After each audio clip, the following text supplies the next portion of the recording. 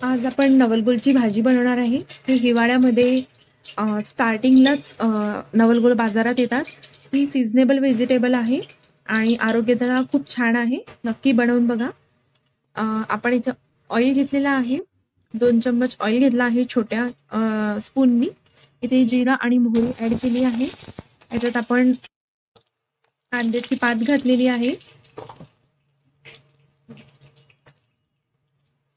आता आपण त्यामध्ये आलं आणि लसणाची पेस्ट घातलेली आहे, टोमॅटो घातलेला आहे। छान मऊ होऊ द्यायचा आहे टोमॅटो आपल्याला।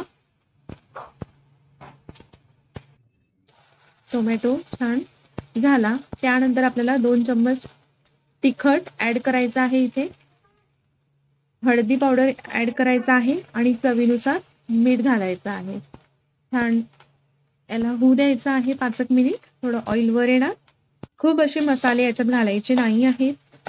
अगदी साधी सोपी भाजी आहे। आता आपण याच्यात मेथी, आलू, नवलगोल आणि तुरीचे दाणे याच्यात ऍड केले आहे। आपण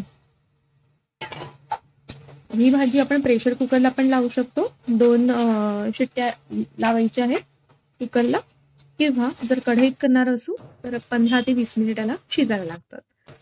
छान पाणी खूप कमी यूज करायचं आहे आणि लागताच आपल्याला पाणी घालायचं आहे याच्यामध्ये आणि हे कलर चेंज होतं बघू शकता। भाजी खूप छान लागते ही। नक्की बनवून बघा। आपली भाजी झालेली आहे, नक्की करून बघा।